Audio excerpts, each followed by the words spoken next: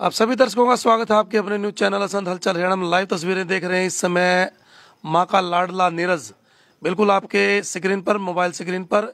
और उससे पहले मैं इससे बातचीत करवाऊं तो इन तस्वीरों को आप ज़्यादा ज़्यादा शेयर कीजिएगा। काफ़ी लंबे समय से देख रहे हैं, 7 से 8 दिन हो चुके हैं और जो युद्ध है यूक्रेन और रूस के बीच में वो लगातार चल रहा है। लेकिन ये माँ का लाडला जो है पहुंच गया है अपने घर राहड़ा, अपने गांव राहड़ा। तो जब तक हम इनसे बातचीत कर रहे हैं तस्वीरों को शेयर जरूर करें और जानना चाहेंगे कि कब ये गए थे और कौन सी पढ़ाई के लिए गए थे और कब वापस आए हैं।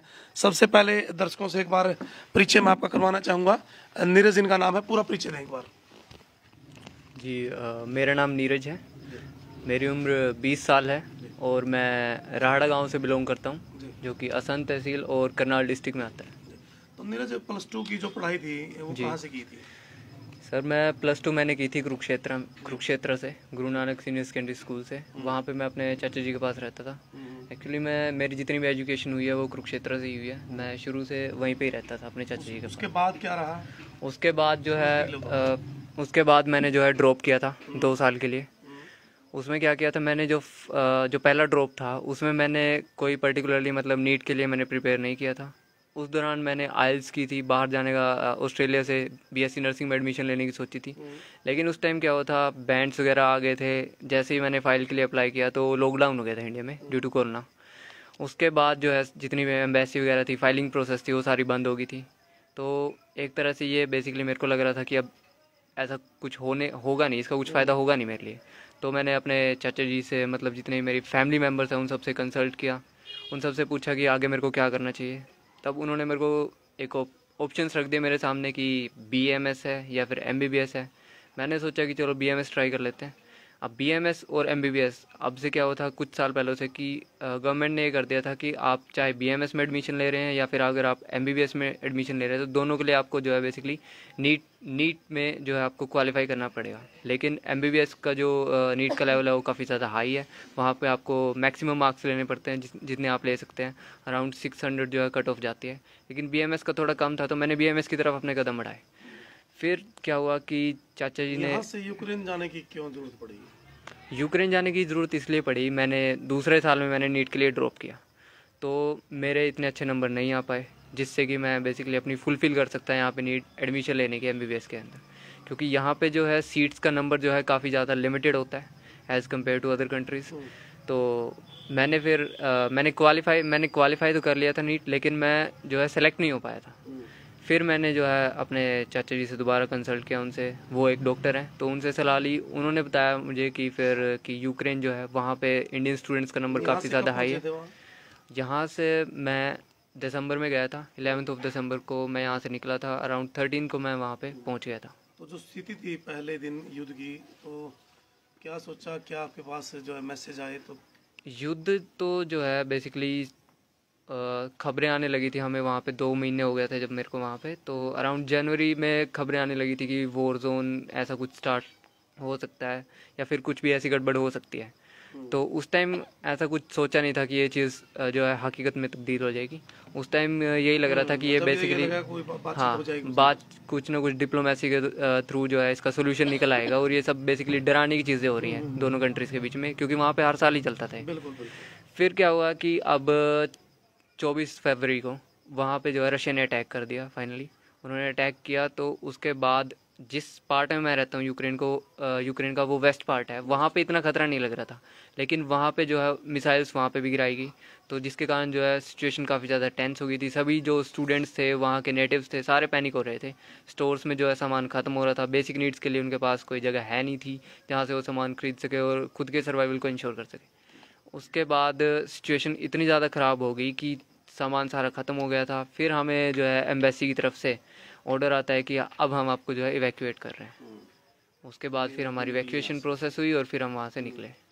तो एजुकेशन को लेकर के कितनी चिंता है इस समय? एजुकेशन सबसे बड़ी अब एक ही प्रॉब्लम है कि हमारा जो एजुकेशन है उसकी क्या होगी आगे, उसका क्या रहेगा। बेसिकली अभी यूनिवर्सिटी ने तो हमें बोला है कि 12 मार्च तक जो है हमारी क्लासेस बंद रहेगी। उसके बाद अगर कुछ सोल्यूशन निकलता है रशिया और यूक्रेन के बीच में, डिप्लोमेसी होती है, तो हमारी क्लासेस जो है वो ऑफलाइन होगी। अगर ऐसा कुछ नहीं होता है तो क्लासेस जो है वो ऑनलाइन करने की सोचा है उन्होंने अभी, लेकिन अगर सिचुएशन बिल्कुल ही ख़राब हो जाती है तो फिर उसके बारे में अभी प्रिडिक्ट नहीं कर सकते कि आगे जाके क्या होगा क्या नहीं होगा। तो एक निमन परिवार है, किस तरीके से मैनेज किया? देखिए हमारी जो है जॉइंट फैमिली है। फैमिली में जो बेसिकली कमाने वाले लोग हैं वो 3 लोग हैं, मेरे पापा, 2 मेरे चाचा जी हैं और एक मेरे दादाजी भी हैं, ठीक है, वो भी कमा रहे हैं, ठीक है। उन चारों के सहयोग से मैं यूक्रेन गया था और यही सोचा था कि हाँ सब कुछ ठीक होगा, नॉर्मल होगा, इतना खर्चा आएगा नहीं। खर्चा आया, लेकिन लग रहा था कि हाँ जैसे जैसे अपने ड्रीम्स को अचीव करता जाऊँगा तो ये हेल्पफुल रहेंगी चीज़ें आगे जाके। लेकिन अब लग रहा है कि जो पैसे लग चुके हैं शायद वो भी वेस्ट जाएंगे। तो देखिए, अपने सपनों को साकार करने के लिए नीरज पहुंचा था यूक्रेन और मुसीबत पड़ गई, लेकिन ये नहीं कह सकते कि जो पैसा लगा है वो भी वापस आएगा नहीं। तो सरकार से सबसे पहले यही गुजारिश कि इनकी जो एजुकेशन है उसको लेकर के थोड़ा सतर्क हो। आप एजुकेशन यहाँ से करवाएं या कहीं से भी करवाएं, इनकी जो एजुकेशन है वो निरंतर जो है चलनी चाहिए। माता से बात करेंगे, उस दौरान का समय कैसा बीता जब बच्चे से बात हुई और ये पता लगा कि युद्ध शुरू हो गया है, तो क्या स्थिति रही परिवार के सदस्यों में? फोन आया आपके पास? हाँ जी, फोन आया हमारे पास कि भाई यहाँ पे है ना युद्ध छिड़ गया है और अपने बच्चों को जल्दी से बुलाओ। तो हमने अपने बच्चों को फोन किया कि बेटा जल्दी से टिकट कराओ, जैसे तैसे भी होता है टिकट कराओ और घर आओ। लेकिन टिकट नहीं हो पाई। टिकट नहीं हो पाई? नहीं हो पाई। तो उसके बाद बातचीत हो जाती थी? हाँ जी, बातचीत हो जाती थी। युद्ध से पहले बातचीत हुई थी, युद्ध के बाद कोई बात नहीं होती थी। अच्छा, उसके बाद कोई बात नहीं हुई थी? 1 सेकंड 2 सेकंड होती थी कि मम्मी हम सेफ हैं, बस। तो फोन नहीं मिल पाता था मान लो 1-2 वक्त? तो बहुत जारी चिंता हमें सताती थी कि भाई अभी फोन नहीं मिला, क्या पता क्या हाल में होंगे बच्चे। पिता क्या करते हैं इनके? इनके पिता दुकान करते हैं। दुकान करते हैं। निमन सा परिवार है। दिखाना चाहूंगा स्थिति में घर की। ये छत आपको नजर आ रही होगी, कड़ी की छत है और अपने सपनों को साकार करने के लिए कहीं से जोड़ा पूरा पैसा। और नीरज, कितना अभी तक कितना खर्चा आया हुआ? अभी तक अराउंड जो है मेरा फर्स्ट ईयर का जो टोटली मैं आपको खर्चा बताता हूँ, मैं सारा कुछ पे कर चुका हूँ। हॉस्टल की फ़ीस से लेकर के यूनिवर्सिटी की फ़ीस तक मैं सब कुछ पे कर चुका हूँ और वो अराउंड मेरा 9 to 9.5 लाख जो है आ चुका है। 10 लाख रुपए करीब? जी बिल्कुल, 10 लाख के करीब आ चुका है। वहाँ पे रहने का भी कुछ पर्सनल एक्सपेंसेस होते हैं, वो भी अराउंड 10 लाख तक आ चुका है मेरा खर्चा। 10 लाख रुपए का खर्चा इस परिवार के सदस्यों का आ चुका है नीरज की पढ़ाई को लेकर के। और जो MBBS वहाँ 30 से 35 लाख रुपए में होती है, वो इंडिया में होती है 1 करोड़ में। देखिए कितनी जद्दोजहद है इस देश में कि हमारे डॉक्टर बाहर जा कर के बनते हैं और यहाँ मिलता नहीं कुछ भी। और दादी से भी बात करेंगे तो क्या स्थिति रही उस दौरान, बातचीत हुई उस समय तो कैसा लगता था? कहीं डर भी था? जी, जो पहले युद्ध से पहले बातचीत होती थी तो हम बहुत खुश होते थे। हाँ, तो उसकी एजुकेशन ठीक चल रही है? हाँ जी, हम बिल्कुल इसको देख कर भी खुश होते। वीडियो कॉल भी होती थी जी हमारी, उसके द्वारा बात होती थी जी हमारी। तो युद्ध होने के बाद फिर थोड़ा थोड़ा सा कभी तो हम मैसेज द्वारा बात करते थे जी, खुल सीधी बात नहीं होती थी फोन पे हमारी। तो फोन आता, मैसेज ले लेते थे तो चिंता मिट जाती थी। नहीं जी, हम बहुत परेशान रहते थे बच्चे की उसमें। हाँ, और इसके अलावा और एक दादी है जिसकी आंखों में पानी है, अभी तक एक टेंशन है, विश्वास नहीं हो रहा। आपको लगता है नीरज आ गया है? हाँ जी, मेरा बच्चा था, मेरे न गणी होती, मेरे को बात नहीं होती है। हाँ, अभी तक नहीं था आपको ये भी? बस बोलिए नहीं जाता है। दादी को चिंता थी। और फिर मैं स्थिति दिखाऊं मैं आपको घर की। निमन सा एक जो नॉर्मल फैमिली होती है, एक छोटी सी दुकान है और ये पूरा मकान और अंदर की छत जो है वो मैं फिर दिखा दूं आपको कड़ी की। लेकिन अपना पूरा पेट काट करके अपना सारा कुछ इधर से उधर से अपना जुगाड़ बना करके जो है पढ़ाई के लिए भेजा था नीरज को। स्थिति 10 लाख लग चुके हैं और यदि यहाँ होता तो अब चिंता क्या है? इस परिवार की चिंता क्या है? इस परिवार की चिंता है नीरज वापस आ चुका है। 2 चिंताएं हैं, पैसा भी लग चुका है लेकिन नीरज को जो एजुकेशन है वो पूरी करवानी है।